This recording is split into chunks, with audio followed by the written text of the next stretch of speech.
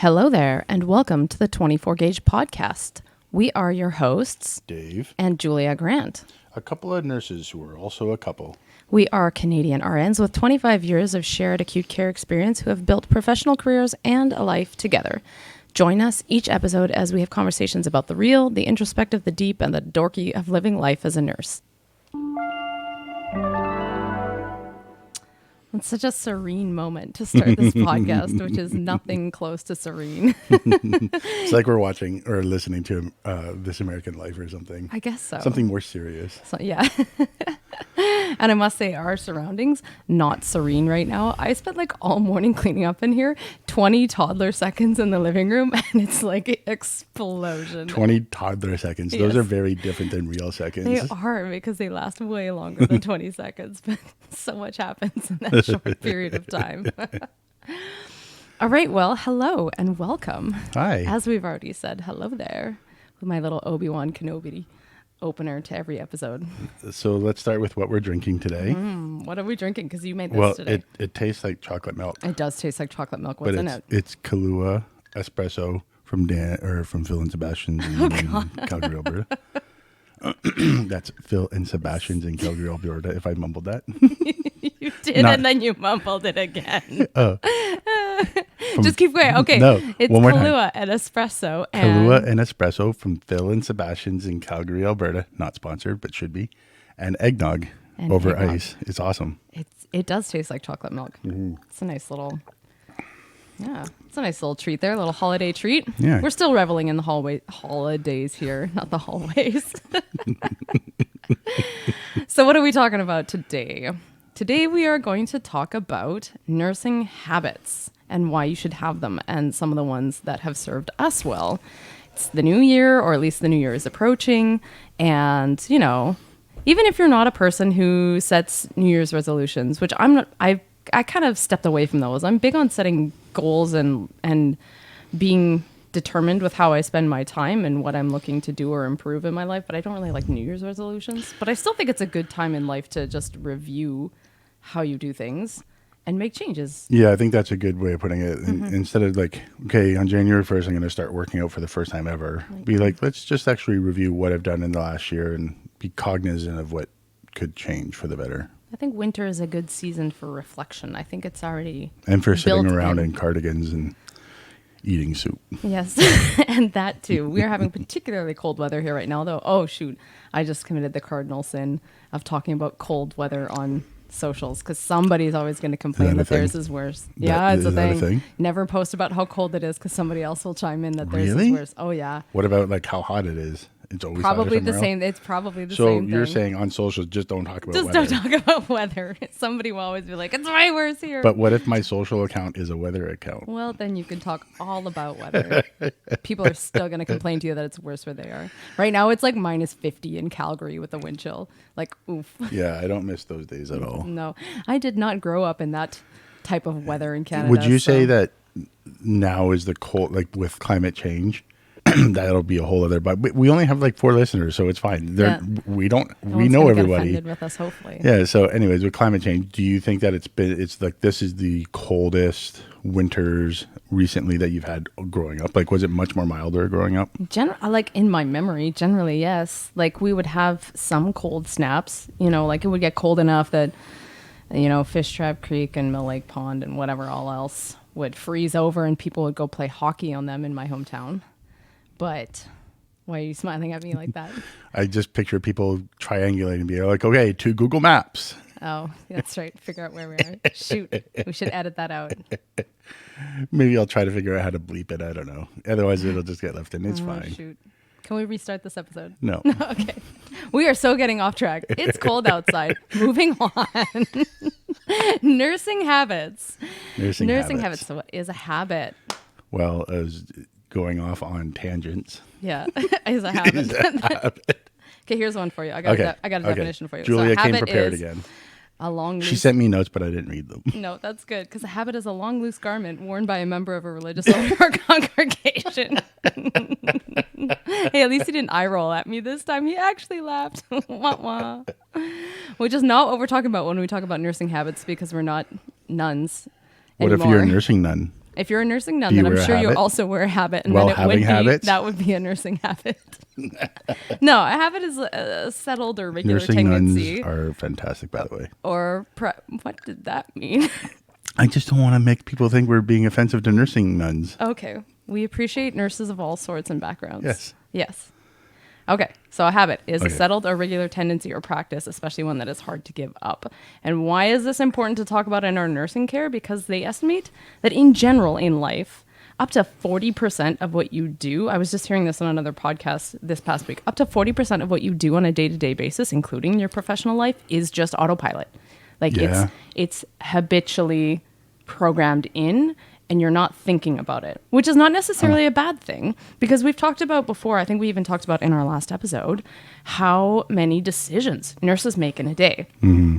And I was reading some research this week that talked about, nurses in critical care, and, developing a framework for how critical care nurses make decisions. But one side piece that they came up with was this concept that nurses in critical care made decisions once every 30 seconds. I think that's way underestimating the amount of decisions go into a nursing day. But even if that were the case, even if it was only every 30 seconds you made a decision, like that's over 1,400 decisions that you make in a nursing day. That is a lot of. And you think that's low? I think that's low. Yeah, that feels low. That feels like maybe on average it's that, but sometimes you might make like 3 in like 3 seconds. You might make 30 in a minute. And who knows? Like, and when you're researching that, how do you possibly track that? How do you empirically figure that out?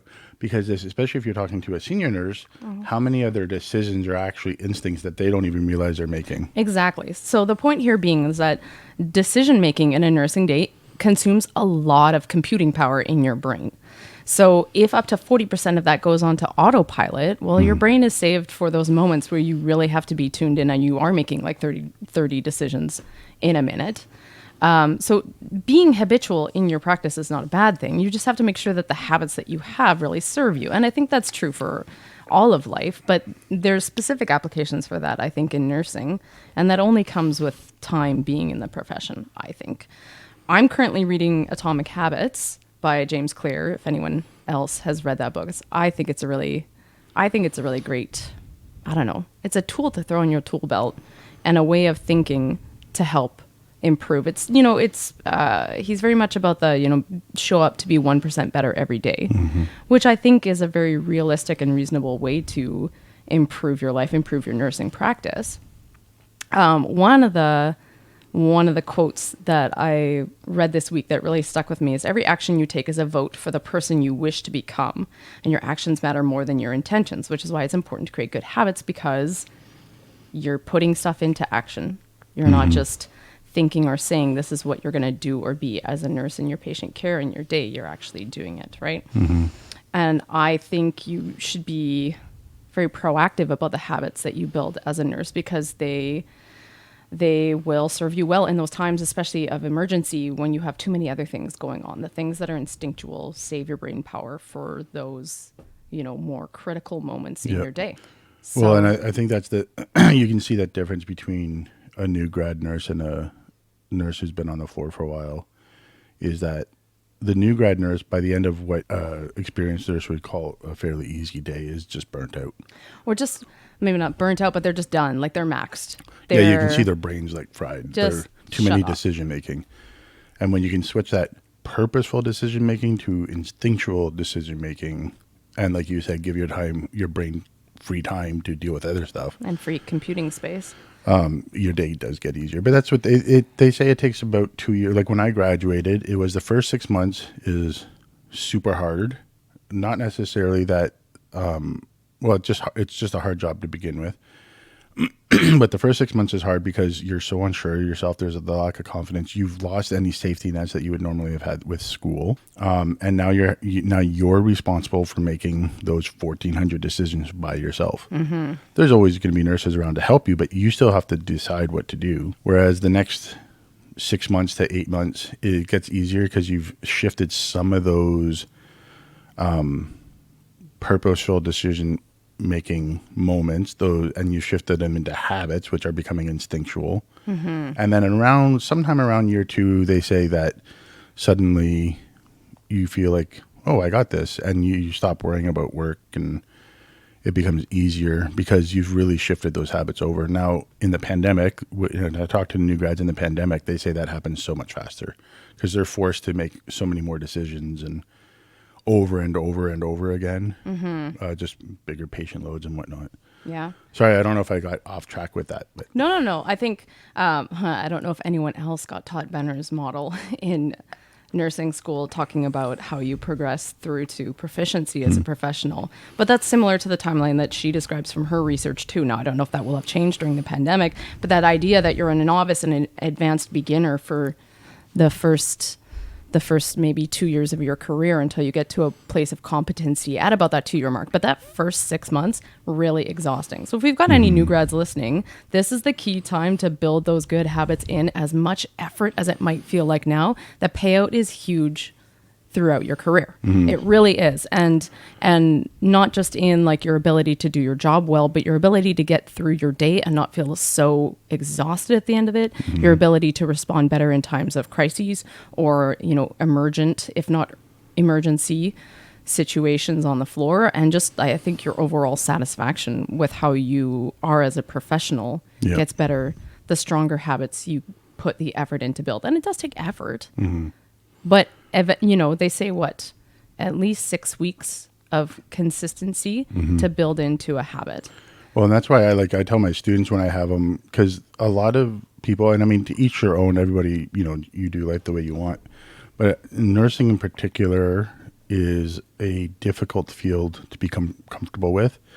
And I always tell my students, don't take the summer off that you used to for the last 20 years of your life. You've had summers off with school and stuff. Don't do that. Don't go traveling now that you're finally done your big school and stuff.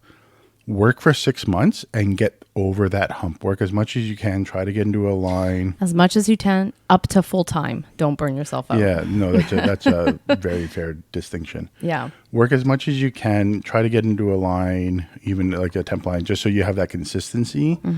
And get over that first 6 to 8 months of just awkward, scary newness that is being a brand new nurse.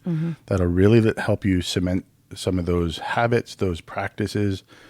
So then when you do take time off, well-deserved time off, you're not coming back with this even bigger deficit or this bigger bubble to get over. You really want to cement those habits that you learned in school, started to formalize in your preceptorship. You really want to cement those in the first 6 months. And by habits, here I also want to clarify, I'm not just talking about clinical skills. Clinical skills aren't really a habit.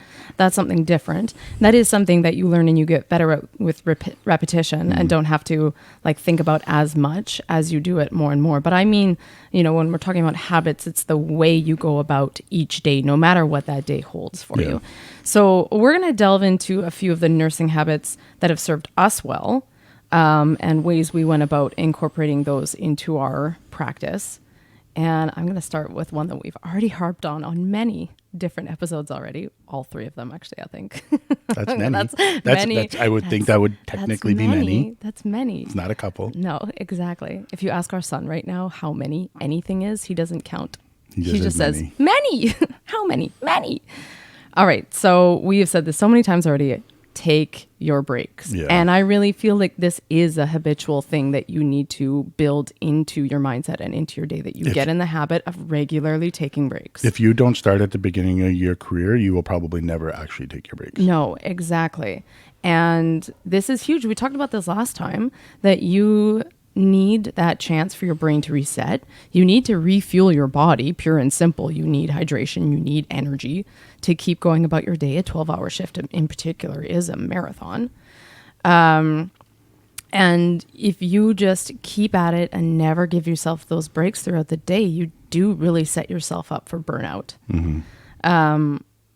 So that is a key one. I think that was one of the first things you really harped on me as a student, is because I would just keep going. I think it is. I think it's one of the first things I tell my students. Yeah. Because students are just taught to just be on the floor. And do all the things and make sure everything is done. And as a student, you're not supposed to delegate, or if something's timed. You're not supposed to like shift it a little bit to work with your break and stuff. So it's hard for students to understand the idea of breaks. But yeah, I think that's the first thing I taught you. I think it's one of the first things I teach all my students. And as much as I get teased at work for how hard I am on my students, I am religious about making sure my students know to take their breaks throughout the day. And this isn't like, and I want to emphasize as well, because I think there's still this underlying current in nursing that you're always supposed to be selfless, and taking your breaks is a selfish thing throughout your day or something. Like, not that that's a spoken thing, No. but that's still part of the mentality of nursing. It's a bit of an old school thinking that still persists. That still persists. And you know what? I know for me personally, I had to make that shift in my brain and be like, this isn't just a selfish thing. I'm just doing it for me. I'm entitled and I'm taking my break. Because that's also a thing that you're afraid of as a new grad. I think you're afraid of appearing entitled, knowing that you have to work your way into a workplace, right? Or lazy. Or lazy, right? And it's not about any of those things. It's not about being entitled. It's not about being lazy. It is about purposefully refreshing yourself so that you can be the best possible nurse you can for your patients, and also the best team member, because we don't nurse in a vacuum generally. You are, especially in a hospital, you're working with other people. Yeah. And so you're responsible to your patients and you're responsible to your team too. If you don't take your breaks, then you don't, like, you are just setting yourself up for the day being way harder than it needs to be. And I remember one of my, I don't know who would always say this phrase, a relative or something like that. I'm sure it came from a sermon I heard way back in the day. But this story of two lumberjacks who were out there in a, basically competing against each other for how much wood they could cut down and chop down in a day. And this one guy was just having at her. Like, he would just keep going solid throughout the day. And he noticed the guy on the other side of the field would keep sitting down and stopping for periods of time. He's like, what is this lazy motherfucker doing over there? And I'm the one who's trying to keep us PG here. Holy crap. Anyways, what's this lazy guy doing on the far end of the field? And the day, the guy who took the breaks had more wood chopped, because every time he sat down, he sharpened the axe. And so that's an analogy I work with my students. I'm like, you gotta take your breaks, sharpen the axe, and get back at her. Is that like a Mennonite version of the turtle on the hare, sort of? Maybe. Speak? No, it's not about slow and steady, though. It's about, like, purposefully recharging. So. Yeah, okay, fair. All right, so that's why you should take your breaks and why you should make that a habit. But how do you get in the habit of taking your breaks? Well, first of all, you be like Dave and you be intentional and almost religious about it. Yeah, like if I'm there's one other person on our floor who likes to take first breaks. So you go in your breaks. Usually they're prescribed times. We start, It doesn't really matter what the times are, but anyways, we stagger them with each other so that there's always people on the floor. Yeah. So usually, I'm the only person on the floor that likes to go on first break. So I'll go on first break, and it works for me.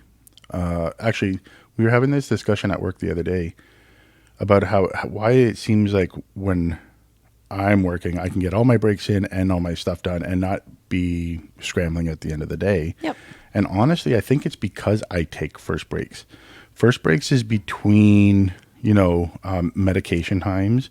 It's usually before appointments or after appointments. It's usually, first break is timed on the floor, so it's kind of in between that first busy time of starting the shift and when everything else starts up for the day. Mm-hmm. And it kind of seems to fall into that. So I'm not like, oh, I want to take my break at 10, but I have like 2 patients going for appointments and I have to give all these meds. And I just feel like maybe like that's a thing like that we kind of were talking about the other day at work, is just because I'm intentional going first, it seems to help better with my day. Mm-hmm. And again, I think you have to find what, it might just be a prescribed time that you have to take things and you have to build your day around that, or it might be flexible based on where your team's at. It depends on what kind of your unit culture is in your workplace. But I think a big thing that you need to do to get in the habit of taking your break is realize that you can't have everything done before you go on your break. You need to have your patient team in a place where everybody is safe and no one's going to you're not walking away from anyone in like urgent pressing need that you're going to saddle your teammates with that. But you have to know that you can't do absolutely everything before your break. But you need to take your break. Yeah. And I think one of the big things too, that the reason people don't form the habit of breaks is they're like, well, I still have like this one or two things that would happen during my break if I left. So I'm going to wait till after that. But there's always going to be one or two things that have to happen. We're an acute care center. There's always something that has to happen. Yep. So using that as an excuse isn't right. But that's why you need to learn to either be like, it can wait for a half hour, or I can delegate it. Now you don't want to delegate a list, of course. I mean, these are your patients. It's your job. It's your workload. Yeah. Right. But if it's just like, if during your break, one person needs to get assisted to a stretcher to go for a test, delegate that and go on your break. Don't miss your break because you have to help the one person get to a stretcher. Yeah. Because then again, it depends on when your unit culture, either you're missing your break, or if you're the kind of unit where like everybody gets their breaks in before everyone else starts their next round of break and it's not on a set time, then the rest of your team is waiting for you to go on break so that they can go on breaks too. Like if it's something that's going to happen in the next 2 minutes, stay and do that. If it's going to be more than 5 minutes, delegate and go for your break. Okay. So I feel like I could talk an entire podcast about breaks, So because maybe we should make that another podcast. Because I'm so adamant about how important breaks are. Yes. And nurses generally are really adamant about, they're the thing that they can skip to make sure the rest of their job is done during the day. Yeah. Anyway, so the habit is, get in the habit of taking your breaks. And being okay with leaving some things undone that you will come back and pick up after. Yeah. And sometimes that means saying no to people. To be like, no, I need to take my break. That's okay. So can we say that? Can we put that as the next habit then to talk about? Can we segue in saying no? Because it is an important habit to get into, especially I'm really loosely using the idea of a habit here, but nurses don't say no, and nurses not saying no is actually what leads to a lot of bottlenecks in your day, and you need to learn to say no as a habit, especially when you're busy. Your patients a lot of times are sitting in their beds in their rooms by themselves for days on end, for hours on end. They get bored. There's nothing to do, right? And so when you come into the room, sometimes you're the only person that they'll have seen for the day, for a couple of hours. They're bored. They want to talk to you. Nurses tend to be social because we interact with, other people. Humans all the time. And so instead of saying, I really want to talk to you, I understand that you're bored, but I'm going to have to say no. I'm going to have to stop this because I have 4 or 5 other people to go see. I'll come back and talk to you later. That's a habit that I don't think enough nurses have, because we don't want to feel rude or we don't want to cut people off. But then what you're doing is you're making everybody else wait. Either you're stuck in a room for a long time and your other patients are ringing, and your other colleagues are having to pick up the bell and interrupt their own workflow, or other patients are in pain or need to be seen, blah, blah, blah. And they're waiting for their needs too. I think it's really important that we learn, especially when the time is busy, to say no and interrupt and be like, I really want to talk to you. I can come back. I'm just busy with these other people. And when you frame it like that, I've never had anybody get mad at me that I'm leaving the room. They understand when you frame it like that. Oh, I'm so sorry. I didn't mean to take up your time. Yeah. Right? I've never had anybody been ungrateful that I didn't want to talk to them, but I make sure that I say no. I set those hard limits. Maybe that's more the habit I'm talking about is setting the firm boundaries with my patients, so that I can meet everybody's needs. Yeah, because that's the thing. As a nurse, you're balancing the needs of a team of however many patients you've been assigned, and they're like, all of those people are equally important as your patients, but you have to prioritize their needs, between amongst all of them, and that's on you. That's your professional responsibility. That's your day that you're responsible for organizing. And that's something you taught me very early on, I think, as a student, is that ability to say, like, okay, when I'm doing 10 o'clock meds for everybody and one patient wants to capitalize my time to tell them something about their grandkids or like this or that, or talk about this, to be able to say, I'm so sorry. I don't want to, I'm not cutting you off to be rude. It's not that this isn't important, but I do have a few other responsibilities that are very pressing right now. I do need to attend to for other patients. My day usually gets lighter around this time. Can I come back? Yeah. That sort of idea. Get in that habit of, like, if you're going to make that promise, or like don't just blow people off. Don't be a jerk. Come back. They'll remember. They'll remember and they'll call you back, or they'll just be like, you're a jerk. which would be valid in that case. So don't be a jerk about it. But I think it's very reasonable to sometimes have to say, I'm so sorry, I am balancing, caring for all these other people as well, and I do have other responsibilities I have to do right now. I will come back and talk to you about this. I think that's a good one to put into practice. Okay, here's another one that kind of pertains to the habit of taking your breaks, if you don't mind me moving on, because there's another one. Back to kind of our breaks, okay. Forward, moving along. I don't know. In my practice, it all revolves around my breaks. But here's another thing I've seen you encourage with a lot of students, and you definitely had to teach me when I was first learning, is make sure you go home on time. Yeah. That's a big one. And get in if you start kind of being okay with staying an extra few minutes to do this or that or whatever on a regular basis, that will become your habit, and you will always be staying late. And if you want to look at it from a pure financial standpoint, you're giving your employer that extra time every single day that adds up to thousands over your career. But more importantly, I'm gonna put a bookmark on that for just a second. Bookmark. Bing. Okay, come back to me. Okay.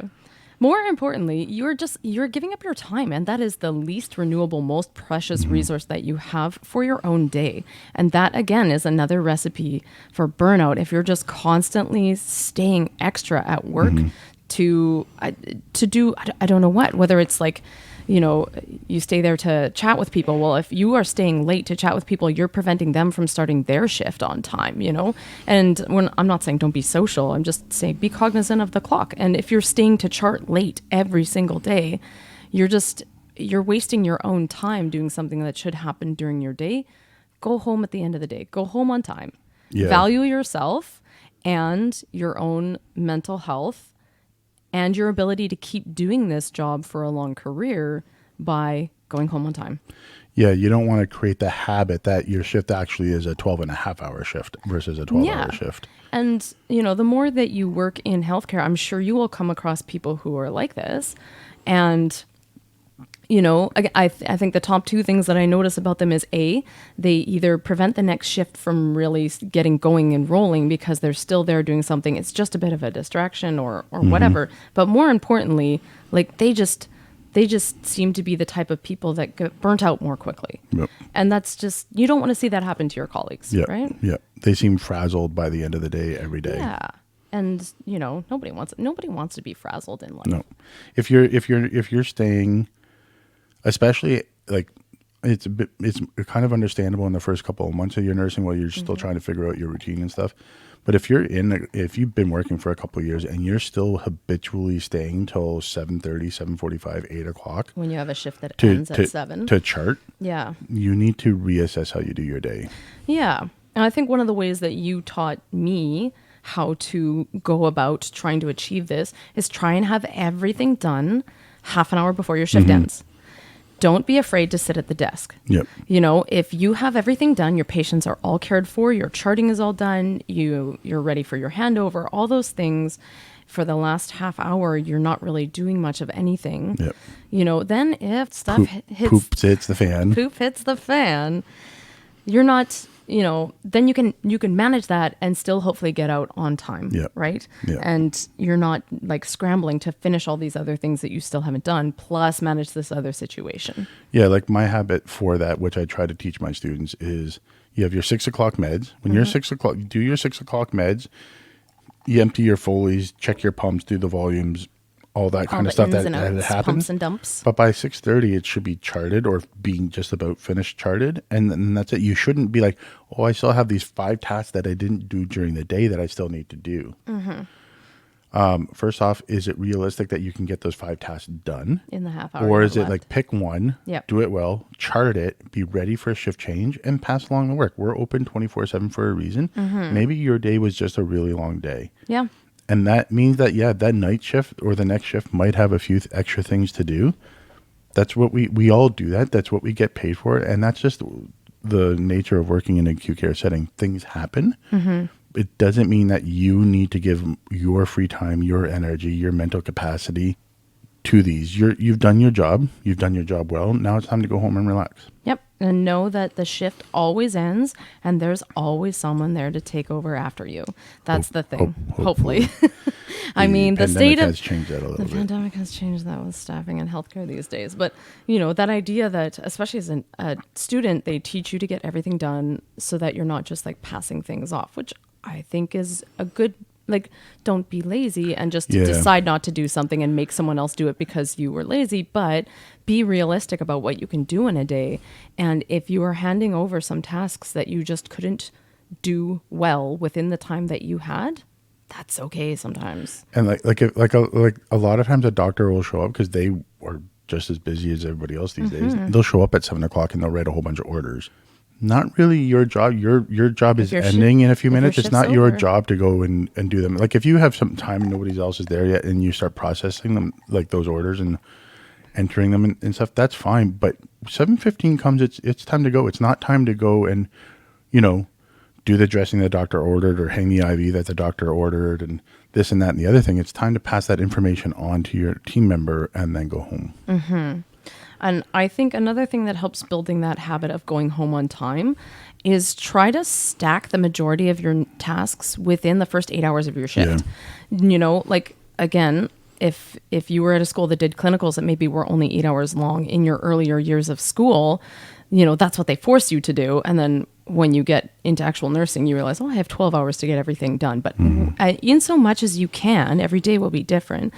If you have a known number of tasks and things that need to be done for a patient, they have a dressing change or wound care, you need to do this teaching for something, you have to, just different stuff that has to happen in your nursing day, as much as possible, try and get that in within that first 8 hours. And then your last 4 hours, you can make sure that you're taking, you have that kind of buffer space. If you have things that took longer than need be, or something new came up through the day, there's a new order from a doctor to do this, that, or something for someone.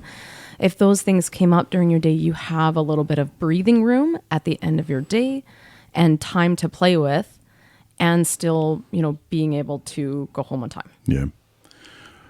Before we move on, I want to go to my bookmark. Ding! The bookmark that I remembered. Okay, so you have we have a 15-minute coffee break in the afternoon. Yep. I can't quite remember the numbers that I came up with, so I'm gonna ballpark it, but it was quite significant because I was talking to a nurse about this one time. If you're a nurse for 30 years and you never take that 15-minute afternoon coffee break, which a lot of nurses don't. Mm-hmm. They'll take their 3 or their 4 breaks. They won't take that 15-minute one. Over the course of a 30-year career, a 15-minute break that you've not taken is worth, it's between $30,000 and $50,000 out of your pocket of free work that you've given your employer. Mm-hmm. It's very significant in the end. So it's not like it hits your pocketbook, it hits your mental capacity. It's important to take even a 15-minute break. Yep. I'm just crunching some numbers right now. A 15-minute break, if you gave up a 15-minute break every shift, if you work a 12-hour shift rotation like we do, you would be giving up 45 hours worth of paid work within a year to your employer. But you're not actually paying that money back to your employer, and that's not money out of your pocket, but see your time as being valuable. See that time as being valuable to you. Yeah, because your employer is like, wow, we just got an extra 45 hours of man hours from this person that we didn't pay for. That's great. Because they didn't take their breaks, right? Yeah. So, and again, we're not trying to set up this employee-employer battlefield dynamic. Mm-mm. Just, again, value your time, value your own health and mental sanity enough. Take those breaks. Yeah, we're just trying to show you the value in it. If you're I don't need the 15-minute, my brain's fine. Mm-hmm. There's other factors in play there. Mm-hmm. So that's all. Here's another habit that I'm going to shift a little bit away from the break stuff and a little bit more into structuring patient interactions or things like that. One habit that I have tried to incorporate a lot into my career, and I don't know if I've done a good job of teaching all my students this, but I had an instructor who would always say at the end of your assessment in the morning, so the first thing we do in our patient interactions generally is we do a head-to-toe assessment, we check vital signs, we'll do just a mini physical on our patients to capture where they're at that morning. And she would always say, she's before you leave the room, take a hot second and just ask your patients if there's one thing that you could do for them that day, what would they want that to be? Because, we get really caught up in our own days and organizing all these tasks that we think we have to accomplish, which we do. We have timed meds and like we've said, dressing changes and other tasks and things we have to do. But at the center of it all is our patients, and we're supposed to be providing patient-centric care. And the hospital generally is a place where people lose a lot of autonomy and dignity. And I'm all about trying to find ways to bring that back into people's healthcare and try and make it personalized and individualized, because that's what it should be. And I always thought that was a great habit to get into, because it gives a little bit of control back to our patients to just say, this is what's important to me today. Or this is the thing that like I've asked and asked and asked and nobody seems to be taking care of or finding out for me, or, whatever. Just like, I just want a new toothbrush today. I just want someone to ask my doctor this. I need to know when this is going to happen. I want to know what this medication is doing for me or why I'm on it. Like, I want to have a shower today. What is it that's most important to that patient that day? And just asking that one question brings your care back to patient centricity and gives you something to help prioritize and organize your day as well, and helps you build a relationship with that person. Like nursing is very bizarre in that you walk into a room and you're supposed to instantly get to know this person and like have a very intimate relationship with them in some ways, because you're doing things that are very much in their physical space. So be purposeful and habitual about getting to know your patients, and that's an easy habit to stack into something you're already doing. That's a really good one. You're already doing your assessment every morning before you leave the room. Ask them, what's one thing I could do for you today? Yeah, that's really good. Another one that you taught me, because one of the things that we assess with our patients is neurological status, including their orientation. In nursing notes, you'll see things like alert and oriented ×3. Well, that means oriented to time, person, and place. Well, one thing I always saw Dave do is when he was doing vital signs, he would take a look at the patient's name band and just get them to say their name and birthday to verify that we had the right name band on them, but also to be checking their orientation, ask them what the day is. And if you're like most hospitals, they probably have a whiteboard somewhere that we're supposed to write on. So ask them what the date is while you go and write it on the whiteboard. And then you've assessed their orientation at the same time as, verifying that they've got the proper ID on and filling out your whiteboard. Yeah, one of the things I like to do in my assessments is it's very easy to go in and just start doing an assessment, listening to their chest, listening to their abdomen, and stuff like that. Yeah. But your patient knows their body best. And so I get in the habit of having them tell me how they are. I'll ask them about their systems, and I'll have them tell me how they are while I'm assessing them. I find that it involves them in their care. Plus, it lets me assess other things like their cognitive ability, and are they on too many meds? Are they too drowsy and confused and stuff? If I can have a cognizant conversation with you about your own body, it tells me a lot about where you're at. Plus, then I understand more of like, how in tune are you with your body? And can I trust you when you tell me this and this? Oh, the person actually knows what they're talking about. Because some people are out of tune with their body due to, their conditioning or their meds and stuff like that. So it gives me a really better picture by involving them and having them tell me about their systems. Yeah. Plus, it cuts down on my work. Yeah. Honestly. Like, I can go in and be like, do you have a new cough? How are your bowels? That kind of thing. And I know right away where they're like, I just had a bowel the other day. I do, or bowel movement this morning. I did actually start having some coughs last night. I don't really know why, or my foot's really hurting me. So I know where to kind of focus in my assessment and get a really good picture. Plus, I find then your patients feel like they're involved a bit more. Yeah. That's a good one. I like that. Okay, here's another habit that I had written down as well that will serve you well. Get into this habit. Stay current on your charting. Stay current on your charting. If you have not charted within the last half hour, there's probably something that you need to sit down and jot down into a chart. Now, if you're electronic charting like us, sometimes that's like really easy. It's just a couple ticky boxes, done. But you've charted something and you don't, you don't have to like come back to that later. And I think that's a big one because it's going to reduce your mental load during the day because you don't have to keep remembering these things. Or if you start getting in the habit of delaying charting, what I see more and more nurses end up doing is then you write yourself little notes to remember what you have to chart later. But then you're charting twice. Yeah, you're charting once for yourself, and then you're charting a second time legally. Yeah. Also,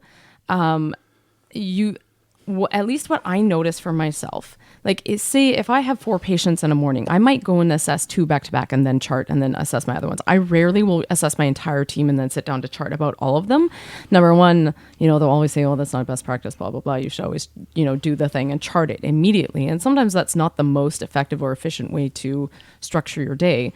But the fact of the matter is the longer you put off charting, the longer that charting will take because you have to think back harder to remember the things, and or you might be like, I feel like I checked this, I asked this, whatever, and I don't remember it, and you're going to have to go back in the room and check again. Like you're just adding cumulative time to your day. So staying current on your charting doesn't just like, it's not just, oh, that's the best thing that everybody tells you to do about keeping your charting current and accurate. It actually saves you time with charting because if you put off charting by a couple hours, that charting will take longer cumulatively than if you just like did it in little spurts along the way. I promise you. So that is a really important, and again, that will also help with things like going home on time and taking your breaks on time because you're not being like, oh, I want to go for my break, but I really need to chart all these things. It's one of those other things that's important to tell to when you're interacting with your patients. Be like, actually, I still have a whole lot of paperwork I have to do. I'll come back and talk to you in a little bit. Sorry, I was just making sure our son wasn't awake. It's a movie downstairs that I'm hearing. Well, if you're hearing anything in the mics, then sorry, there's a movie downstairs. It's not the mics, it's the head. It's outside them. Anyways, do you hear it too? I don't know. Oh, okay. Sorry. Anyways, the joys of having to record a podcast in a active household. Active household. Yeah, it goes back to talking about telling your patients, like having boundaries. Be like, I will come back. I actually have a lot of paperwork to do, which is just. What would you say our charting is? Well, our charting is like the most important thing that we do legally. Yes. But I would say it's probably accounts for 30% of our workday. Probably at least. I mean, there's the old idiom that they drill into you in nursing school that if it's not charted, it wasn't done. Which is actually the exact opposite of what our college states. Yes. So, but I mean, charting is important. You do need to make time for it during the day. Make small little appointments, if you will, for yourself during your day to chart to stay on top of it so that you don't have to end up with a big mass appointment that keeps you from taking your breaks or going home on time or getting to your patients when they're ringing and stuff. And can I put this on there? Don't take a working break. Yeah, no, that's an important one. Don't go into the back room to chart. Yeah. Be like, well, I'm on my break, but I'm sitting here charting. Like, that's not a break. You're not you're recovering brain cells. Not at all. There are days and that's going to happen. Make that the exception, not the rule. Make that the exception, not the habit. Yeah, I think that's the thing here that we're talking about too, is the habits that we're talking about having or not having. They're not hard and fast. Every day is different. Some days are just absolute crapshoots and you're just running for 12 hours. And so you need to take an hour at the end of the day to chart. That's just the way it is sometimes, right? But you want those days to be the exceptions. Yeah. Yep. Good words. Any other habits? One that I had said, this is one that served me well personally. Maybe, I mean, people's brains work differently and whatnot. Something that helps me stay organized and whatnot on my day is getting in the habit of setting a timer for things.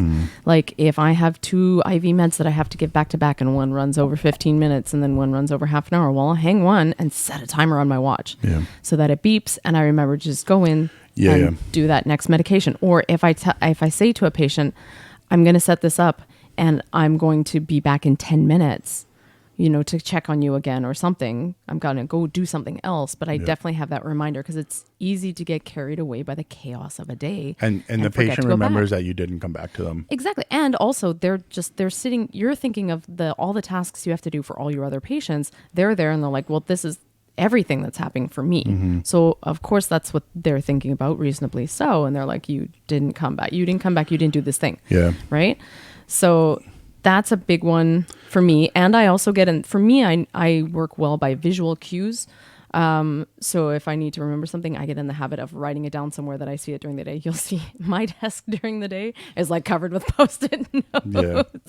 Post-it notes are great. Post-it notes are so Post-it great. notes on your monitor to remind Yep. yourself that, oh, you still have this task to do. Yep. I find them especially useful if I'm having a busy night because Yep. I'm more tired and my brain's not functioning. Yeah. It's like actually at 6 o'clock, I have these extra things to do, not just meds and whatnot.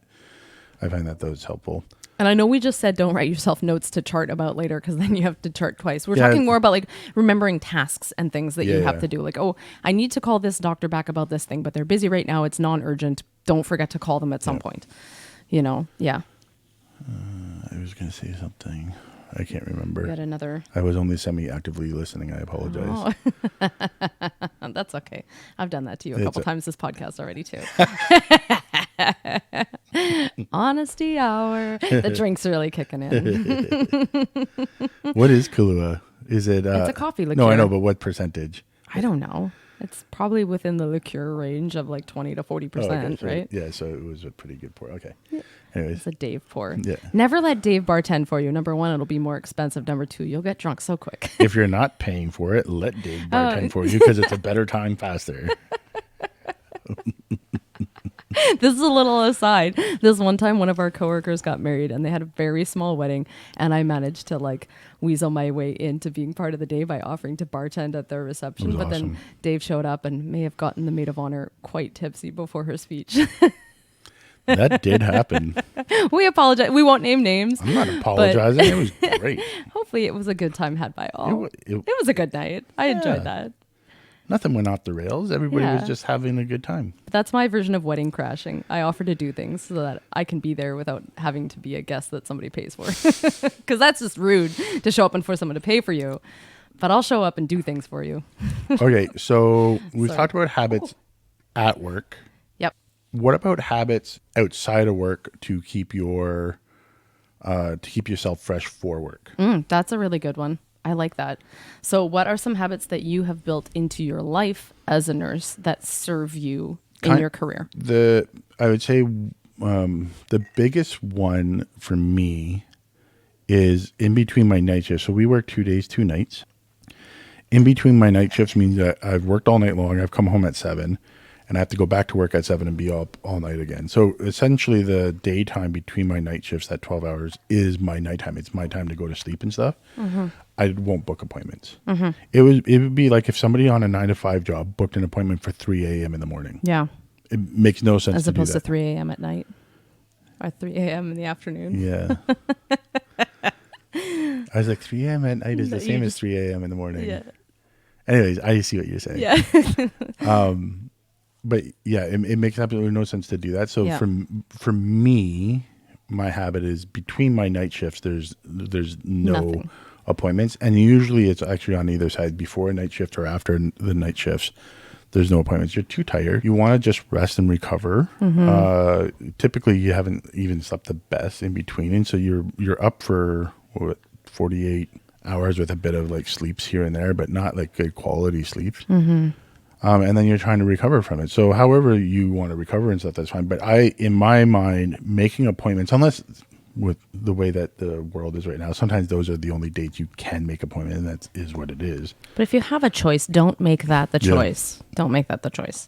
Understand you're working on nights. It's hard on your system. Yeah. You need to recover. Don't put things there that will affect your recovery. And that's even being social. You don't need to be waking up after 4 hours between night shifts and going to a party. You can if you want, especially if you're in your 20s and you have the energy, but it does get harder and harder. And it's better to get in the habit of your night shifts are just blanks on the calendar, in my opinion. And that's, again, we operate on a schedule of we rotate through 2 days, 2 nights, and then have days off.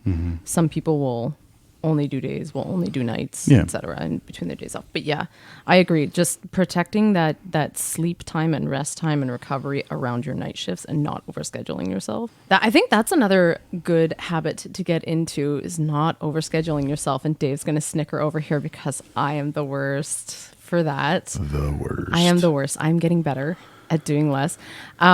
One piece of advice that I got recently that has really been helping me. And I'm going to plug a podcast that I love right now. It's called Finding Greatness it's hosted by Ariane Jones and Paige Lawrence Champion, who are both former Canadian Olympians. It's a fantastic podcast. I highly recommend it. But they did a whole episode on not overscheduling yourself and how that benefits your health and how to go about doing it. And one of the things that they said is, if something's not a hell yes, then it's a no. Like if you're someone who always overschedules yourself and you're looking at your days off and your limited time to recover for your shifts, which are hard, they're hard days. They're long days. You work hard as a nurse. If something's not a hell yes, then it's a no. And give yourself the freedom to do that. And also recognize, and this was another point that they made that I thought was fantastic. So go and listen to this episode. Again, Finding Greatness we'll podcast. We'll try to link to it. Yeah. Also, if you're saying yes to something, what else are you saying no to? And if you get in the habit of constantly saying no to your own rest and recovery, that will bite you. You can do that for so long per se, like especially if you're in your 20s and you have that kind of energy, great. But if you make that the habit that you're constantly saying no to your own rest and recovery by saying yes to other things, that will bite you. And that will hurt you in the long run in your career. And your ability to keep doing this job, which is a great job, but it's a hard job. Yeah. Like it does demand a lot of you. Yeah. Yeah. So 2 tidbits from an episode of that podcast that I loved. That's good. Yeah, I think so too. Okay, here's another one that I'm gonna come to, we'll maybe make this our last one. I'm sure there's a lot more nursing habits, okay. But Julia's scheduled an appointment, so we'll make this our last one. Okay, so it was the only time that would work. So of course it is, but I'm just gonna say we'll cut this one off. We'll cut this one off to give you enough time to get ready for your next appointment. Thank you so much. So the last one I'm gonna say, this is a very base physical need. Get in the habit of addressing it. Is hydrate. Hydrate during your nursing day. It is a 12-hour day. It is a marathon. If you're running a marathon, they have water stations along the way where you hydrate. And guess what? During your nursing day, you need to hydrate. They have done studies that weren't necessarily even within healthcare, but I think they did one for like drivers in the UK where they talked about even a 1% to 2% dehydration in an adult showed significant cognitive impacts in like reaction time with driving and ability to make decisions in traffic. You got to know that plays into a nursing day. Because again, we talked earlier about how many decisions you make during a day. If you get dehydrated, you are shooting yourself in the foot in terms of your functionality and your ability to get through the day without feeling good. And now, this ties into one of those things that nurses don't like to do. We don't like to go to the washroom. We would rather suffer with a full bladder and do stuff for our patients than go to the washroom. So maybe we don't hydrate as much as we should because it takes us off the floor some. Yeah. But at the same time, the minute that you're in the washroom, take as a little breather, do a little meditation, take a couple deep breaths, recenter, then get back to it. You'll be much better for it. You will. And if you find a way to incorporate, like have a glass of water every hour or two during your day, I promise you, you will see the benefits. You gloriously dehydrated, beautiful human, drink your water. And I have 2 coworkers who started this little water club between themselves that I leached onto, I should say. But I am so grateful to them because every time I work with them, they hold me accountable for drinking water, and it makes a difference in my day. I notice it. A lot of times, like I feel like, by the mid-afternoon, I'm dragging. I'm like, I need another coffee or something. Or people will reach for like the Red Bull or the Monster Energy drink or whatever. Have a glass of water first. See what a difference it makes in your day. Yeah, it really is important. Yeah. So have a special water bottle that you step off to grab and drink from. Or if you're going to grab a glass of water for a patient, drink one yourself quickly while you're there. Find ways to put water into hydration into your day. I'm trying to think if I have one last little habit. Well, I was going to just say a few things maybe about how to build new habits. Oh, sure. Yeah, go ahead. Yeah. You close this out. Okay, I'll close this out that way. I got nothing else that I had, so you go right ahead. There's a lot of people who have written good books and things about how to make new habits part of your life. I'm not going to try and encapsulate their work in just a few quick minutes. I do really recommend the book Atomic Habits. James Clear. It's a good read. But just a few ways, if you're listening to this and something's captured your attention, you're like, maybe I should start doing that. Or it's brought up something else in your mind that you're like, I really want to start making that part of my day, but it's not right now. Here are just a few little things to think about to build new habits or solidify habits into your career. So create cues for yourself in your environment, in your day or whatever, that remind you to do things. Like I said about like having a water bottle that you're like, oh yeah, that's what I need to remember to drink. That's what I'm going to drink out of. And also habit stack. So tie in a new habit that you want with something that you're already doing. And I'll give you a little, just a case in point for this. One thing that I had trouble with at the beginning of my career is we have a policy around unused peripheral IVs that they get flushed at a regular basis. And I kept forgetting to do that in my day for my patients who had, saline locked IVs that we weren't using, but they were still in situ. They were still sitting in a vein. So I just started throwing a whole ton of saline flushes in my pockets with my 10 o'clock meds. And then at 10 o'clock, I always knew I went around to all my patients. And if they weren't running an IV, I was flushing their IV and assessing it, making sure that it was still working, or if it needed to come out, it came out. But that was a way that I remembered to do that thing. And I got in that habit of doing it every day at 10 o'clock with my medication rounds by stacking it on to something I was already doing, which was meds. Meds are scheduled at 10 for most patients. So if you have a new habit that you want to start, figure out something that you're already doing in your day and tie it in with that. And if you have to write it on your hand to remember it, do that. Do something that will help you remember to stack that together. Another tip, don't try and do too many new habits at once. Pick one or two things, give it 6 weeks, get it ingrained in your system, then move on to adding something new. Very important. Don't try and do too many new things at once. New Year's is here and everybody's going to try and do all the things to, improve their life or their practice or whatever. Don't get carried away. Pick one or two things and do it well. Yeah. And lastly, have grace for yourself about building new habits. It takes time, it takes effort, it takes repetition, it takes consistency more than anything. Have some grace for yourself if you mess up along the way. Yep.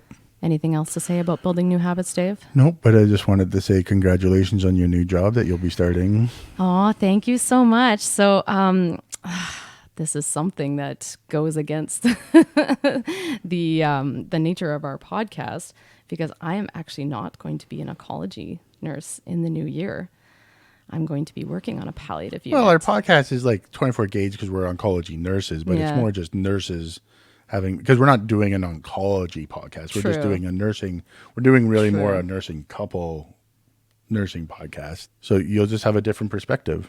I will have a different perspective. It's a different part on the spectrum of care. Like she's doing the job she does now, which is the patient care coordinator, but on a different unit. Which is still very much tied into oncology. There is a lot of ebb and flow between the two units, between oncology and palliative. They're along the spectrum together. So it's not that she won't be involved in oncology.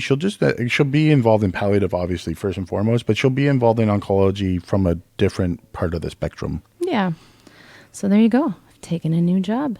It's a big step. I have never not been an oncology nurse in my career. It's the first time we wouldn't have worked together. And it will be the first time we haven't worked together. Yeah. Boo-hoo. Big change. Yeah. Yeah. Dave's sad. I am. I won't have anybody there to make excuses for me and my behavior anymore. To try and build you up to our coworkers and be like, Dave's really a nice guy. Don't take the resting bee face. It's so funny. Julia, I'm the cursor in our family, and Julia's like on the podcast. She's like struggling not to. It's awesome. True. You have rubbed off on me. Yeah. On my mouth. Yeah. I promise you, I did not swear. Why are you laughing so hard at this? Rubbed off on you in your mouth. Yeah. Blushing over here. I did not mean it like that. Anyway. I didn't swear before I started nursing, and I have nursing school friends who can attest to this. I would not swear. And like my first year, so by the end of my nursing student career, and within the first 2 years of practice is where my foul mouth developed. And that's because you were with me. Yep, pretty much. So I'm sorry, Mom. I swear a lot. Yeah, no, you don't swear a lot, but you do swear more. I swear a lot. All right, so we should wrap it up there. We're totally devolving here. Goodness gracious. Takeaways. What's one key takeaway Take from your here. breaks. Take your breaks is what Dave says. If you can do anything else, take your break. Here's the thing.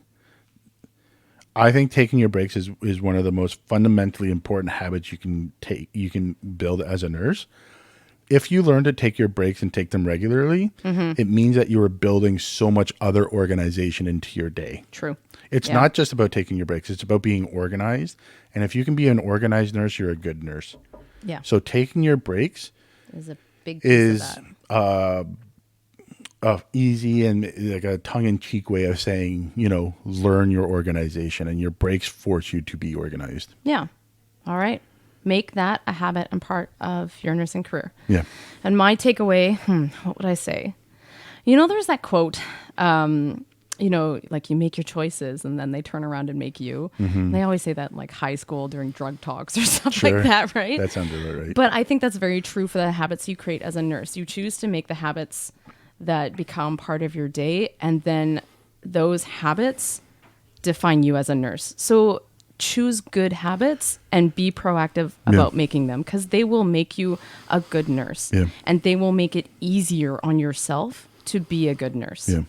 So there you go. Hopefully that's some encouragement for you in your new year, whether you are setting resolutions or not.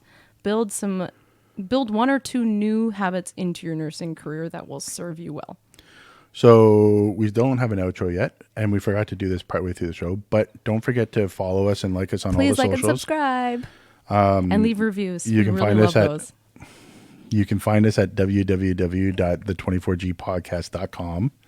Yes. As well as on Instagram, Spotify, YouTube, all the places that you listen to your podcasts.